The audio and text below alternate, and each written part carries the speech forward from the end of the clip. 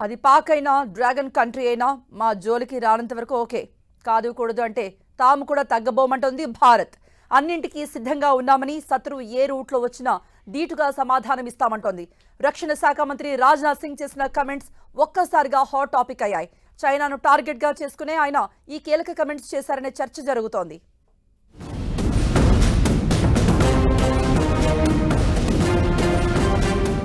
తగ్గేదేలే అంటోంది నయా భారత్. ఎప్పుడు శాంతి జపమే కాదు, అవసరమైతే దేనికైనా రెడీగా ఉన్నామని తేల్చి చెప్తోంది. మాతో మంచిగా ఉంటే దోస్తీ చేస్తాం, లేదంటే దేనికైనా రెడీ అంటూ కుండబద్దలు కొడుతోంది భారత్. సరిహద్దు దేశాలతో శాంతిపూర్వక వాతావరణాన్ని మెయింటైన్ చేస్తూనే కవ్వింపులకు దిగితే మాత్రం తాము వెనుకాడబోమని తేల్చి చెప్తోంది. అది చైనా అయినా పాకిస్తాన్ అయినా వి డోంట్ కేర్ అంటోంది భారత రక్షణ శాఖ.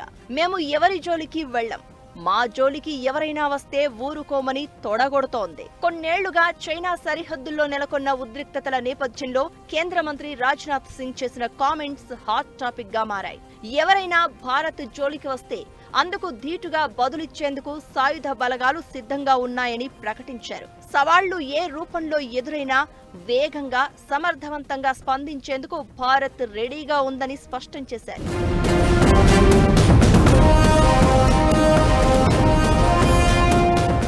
నింగి, నేల, సముద్రం ఏ రూట్లో అయినా ఎవరైనా భారతదేశంపై దాడికి దిగితే మన బలగాలు చాలా శక్తివంతంగా స్పందిస్తాయని అన్నారు రాజ్నాథ్. తాము ఎవరి భూమిని కబ్జా చేయలేదని, కానీ ఎవరైనా భారత్ పై దాడి చేస్తే మాత్రం వాళ్లకు ధీటుగా సమాధానం చెప్పగలిగే స్థితిలో ఉన్నామని తెలిపారు. గత ప్రభుత్వాలు రక్షణ రంగానికి పెద్దపీట వెయ్యలేదని తాను అనడం లేదని, కానీ తాము రక్షణ రంగంలో ఆత్మ నిర్భర్ భారత్ కింద మరింత బలోపేతం చేశామని చెప్పుకొచ్చారు రాజ్నాథ్. రాజ్నాథ్ కామెంట్స్ కేవలం మాటలుగానే తీసుకోలేం. ఆయన వ్యాఖ్యల వెనుక భారత రక్షణ శాఖ బలగం కనిపిస్తుంది. ప్రధాని మోదీ అధికారంలోకి వచ్చినప్పటి నుంచి డిఫెన్స్ రంగంలో ఎన్నో మార్పులు తీసుకొచ్చారు. కొత్త ఆయుధాలు, యుద్ధ సామగ్రిని సమకూర్చారు. చైనా, అమెరికా లాంటి అగ్రదేశాల దగ్గర ఉన్న ఆయుధ సంపత్తితో పోటీ పడి అడ్వాన్స్డ్ ఎక్విప్మెంట్ ను తయారు చేయిస్తున్నారు. కొత్తగా 5th generation stealth fighter air craft లను సమకూర్చుకునేందుకు రెడీ అయింది రక్షణ శాఖ. డిఆర్డీఓ పెట్టిన 15,000 కోట్ల ప్రతిపాదనకు కేంద్ర ప్రభుత్వం గ్రీన్ సిగ్నల్ ఇచ్చింది.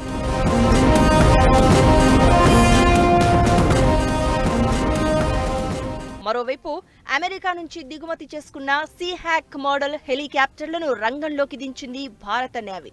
సముద్రంలో దాగి ఉన్న శత్రు జలాంతర్గాములు, క్షిపణులను నాశనం చేసి నిఘా పెంచేందుకు ఈ హెలికాప్టర్లు ఉపయోగపడనున్నాయి. ఇప్పటికే ప్రపంచంలోనే అత్యంత శక్తివంతమైన నేవీల్లో ఒకటిగా పేరొందిన భారత నౌకాదళం సీహాక్ హెలికాప్టర్ రాకతో మరింత పటిష్టంగా మారింది. ఫారెన్ మిలిటరీ సెల్స్ ప్రోగ్రామ్ లో భాగంగా అమెరికా నుంచి 24 సీహాక్ మోడల్ హెలికాప్టర్లను కొనుగోలు చేసింది భారత్. ఈ హెలికాప్టర్లు శత్రు స్థావరంపై దాడి చేసి సేఫ్ గా బయటకు రాగలవు. సముద్రం కింద దాగి ఉన్న జలాంతర్గాములను, సముద్ర ఉపరితలంపై ఉన్న శత్రు దేశపు నౌకలను గుర్తించి నిమిషాల వ్యవధిలో దాడి చేసే సామర్థ్యం వీటి సొంతం. శత్రు యుద్ధ నౌకలపై దాడి చేయడమే కాకుండా రెస్క్యూ ఆపరేషన్, సిబ్బంది రవాణా, వైద్య సామగ్రి తరలింపు సామర్థ్యాన్ని కలిగి ఉంటుంది.